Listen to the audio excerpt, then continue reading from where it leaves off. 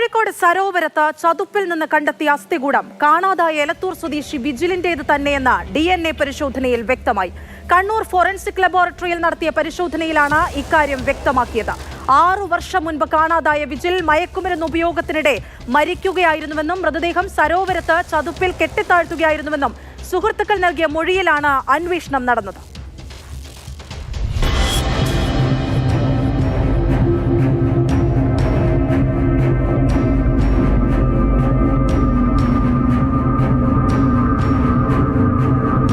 മൃതദേഹം കോഴിക്കോട് സരോവരത്തെ ചതുപ്പിൽ താഴ്ത്തിയതാണെന്ന് സുഹൃത്തുക്കൾ തന്നെ വെളിപ്പെടുത്തിയ എലത്തൂർ സ്വദേശി വിജിലിന്റെ മരണവുമായി ബന്ധപ്പെട്ടാണ് ഇപ്പോൾ സുപ്രധാനമായ തെളിവ് DNA പരിശോധനാ ഫലം അന്വേഷണ സംഘത്തിന് ലഭിച്ചിരിക്കുന്നത്.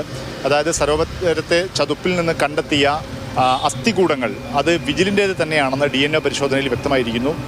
കണ്ണൂരിലുള്ള ലബോറട്ടറിയിൽ ഫോറൻസിക് ലബോറട്ടറിയിൽ നടത്തിയ പരിശോധനയിലാണ് ഇക്കാര്യം വ്യക്തമായിട്ടുള്ളത്. ഇത് സുപ്രധാനമായ തെളിവാണ്. ദിവസങ്ങൾ നീണ്ട പരിശ്രമത്തിനൊടുവിലാണ് കോഴിക്കോട് സരോവരത്ത് നിന്നും ഈ അസ്ഥികൂടങ്ങൾ കണ്ടെത്തിയിരുന്നത്.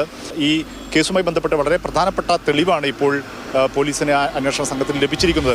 2019 മാർച്ചിലാണ് ഈ വിജിലിനെ കാണാതാവുന്നത്. തുടർന്ന് പ്രാഥമികമായും പോലീസ് അന്വേഷണം നടത്തി. തുമ്പൊന്നും കിട്ടാതെ പോലീസ് അന്വേഷണം നിലച്ചു. പിന്നീട് പോലീസ് കാണാതായ ആളുകളെ കണ്ടെത്താൻ വേണ്ടി വിശദമായ അന്വേഷണം 6 വർഷങ്ങൾക്ക് ശേഷം നടത്തിയപ്പോഴാണ് ആ കാലത്ത് അവസാനമായി വിജിൽ ഫോണിൽ ബന്ധപ്പെട്ട സുഹൃത്തുക്കളെ വിളിച്ച് ചോദ്യം ചെയ്തപ്പോഴാണ് വിജിലിനെ മയക്കുമരുന്ന് ഉപയോഗിച്ച ശേഷം വിജിലിനെ ബോധരഹിതനായി കാണപ്പെട്ടു. പിറ്റേ ദിവസം അവിടെ സ്ഥലത്തെത്തിയപ്പോൾ വിജിലിനെ മരിച്ചതാണെന്ന നിഗമനത്തിൽ അവർ ചതുപ്പിൽ കല്ലുകെട്ടി താഴ്ത്തിയതാണ് എന്നുള്ളൊരു വെളിപ്പെടുത്തൽ വളരെ ചർച്ച ചെയ്യപ്പെട്ട ആ വെളിപ്പെടുത്തൽ ഉണ്ടായത്. തുടർന്നാണ് പോലീസ് അവിടെ നിന്നും മൃതദേഹാവശിഷ്ടങ്ങൾ കണ്ടെത്താൻ വേണ്ടിയുള്ള തിരച്ചിൽ ആരംഭിക്കുകയും ചെയ്തത്. 8 മാസത്തിന് ശേഷം ഈ സുഹൃത്തിന് വേണ്ടി തങ്ങൾ ശേഷക്രിയകൾ ചെയ്തു, കോഴിക്കോട് ബീച്ചിൽ ശേഷക്രിയ ചെയ്തു എന്ന് തുടങ്ങി അത്തരം വെളിപ്പെടുത്തലെല്ലാം ഈ സുഹൃത്തുക്കൾ പോലീസിനോട് പറഞ്ഞിരുന്നു. ഏതായാലും ഈ 2 പ്രതികൾ ഇപ്പോഴും പോലീസ് അറസ്റ്റ് ചെയ്തിട്ടുണ്ട്. ഒരു പ്രതിയെ ഇപ്പോഴും കിട്ടാനുണ്ട്. ഈ കേസിലാണ് ഇപ്പോൾ നിർണായകമായ തെളിവ് DNA പരിശോധനാ ഫലം പുറത്തു വന്നിട്ടുള്ളത്. അത് കണ്ടെടുത്ത ശരീരഭാഗങ്ങൾ അസ്ഥികൂടം വിജിലിൻ്റെതാണെന്ന് തന്നെ വ്യക്തമായിരിക്കുന്നത്. നമ്മൾ സെപ്റ്റംബർ 12-ാം തീയതിയാണ് നമുക്ക് സരോവരത്തു നിന്ന് ഈ മോർട്ടൽ റിമെയിൻസ് നമ്മൾ കളക്ട് ചെയ്തത്.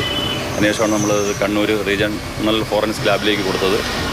നമ്മൾ പിന്നീട് ഇതിൻ്റെ ഒരു പ്രാധാന്യം മനസ്സിലാക്കിയിട്ടാണ് നമ്മൾ റിമൈൻഡർ കോടതി വഴി കൊടുത്തതിന് ശേഷമാണ് ഇത് ഇപ്പോൾ ഈ DNA പ്രൊഫൈലിംഗ് നടത്തിയതും.